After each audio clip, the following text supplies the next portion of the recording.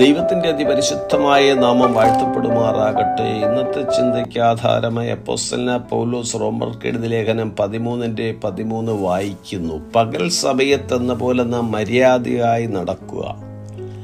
ക്രിസ്തുയേശുവിൽ ഏവർക്കും സ്നേഹവന്ദനം. വിശ്വാസി സ്നേഹത്തിൽ നടക്കേണ്ടവനും മറ്റുള്ളവരുമായി നല്ല ബന്ധം പുലർത്തേണ്ടവനുമാകുന്നു. കർത്താവിൻ്റെ വരവ് ആസന്നമായിരിക്കുകയാൽ വീണ്ടെടുക്കപ്പെട്ട എല്ലാ ദൈവമക്കളും ദൈവത്തിൻ്റെ പ്രതീക്ഷയ്ക്കൊത്തവണ്ണം ജീവിക്കേണ്ടതാകുന്നു. ഒരു ദൈവവൈതലിൻ്റെ ക്രിസ്തീയ ജീവിതം യേശുക്രിസ്തുവിനെ ബഹുമാനിക്കുന്ന നിലവാരത്തിലുള്ളതായിരിക്കണം. ഇരുളിൻ്റെ പ്രവൃത്തികളെ വെച്ചുകളഞ്ഞ് വെളിച്ചത്തിൻ്റെ ആയുധവർഗം ധരിച്ചുകൊള്ളുവാൻ പൗലോസ് പ്രബോധിപ്പിക്കുന്നു. ബഹുഭൂരിപക്ഷം കുറ്റകൃത്യങ്ങളും അനാശ്വാസ പ്രവർത്തനങ്ങളും ഇരുളിൽ നടക്കുന്ന പ്രവൃത്തികളാണ്. നാം പാപത്തിൻ്റെ അടിമത്തത്തിൽ നിന്നും സ്വാതന്ത്ര്യം പ്രാപിച്ചവരാണ്, അതായത് വെളിച്ചത്തിൻ്റെ മക്കളാണ്.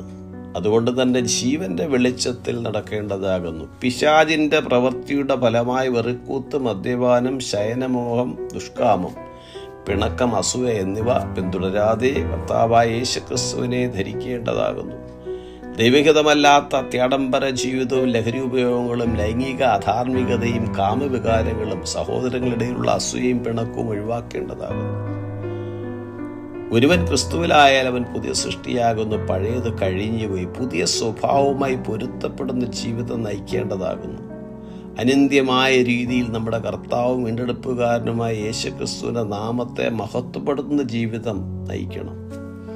നമ്മുടെ നല്ല പ്രവൃത്തികൾ കണ്ട് മറ്റുള്ളവർ സ്വർഗസ്ഥനായ നമ്മുടെ പിതാവിനെ മഹത്വപ്പെടുത്തുവാനും ക്രിസ്തുവിലൂടെ ജീവനുള്ള ദൈവത്തെ തിരിച്ചറിയുവാനും ഇടയാകണം. കർത്താവിന് സമർപ്പിക്കപ്പെട്ട ഒരു ജീവിതം, വിശുദ്ധിയിലും വേർപാടിലും സത്യസന്ധതയിലുമുള്ള ഒരു ജീവിതം നയിക്കുവാൻ സർവശക്തനായ ദൈവം നമ്മെ സഹായിക്കുമാറാകട്ടെ. അതെ, പകൽ സമയത്തെന്ന പോലെ നാം മര്യാദയായി നടക്കുക. വെറിക്കൂത്തുകളിലും മദ്യപാനങ്ങളിലുമല്ല, ശയനമോഹങ്ങളിലും ദുഷ്കാമങ്ങളിലുമല്ല, പിണക്കത്തിലും അസൂയയിലുമല്ല. കർത്താവായ യേശുക്രിസ്തുവിനെ തന്നെ ധരിച്ചുകൊള്ളുവാൻ നമ്മെ കർത്താവ് സഹായിക്കുമാറാകട്ടെ. ഈ വചനങ്ങളാൽ ദൈവം നമ്മെ ഏവരെയും അനുഗ്രഹിക്കും.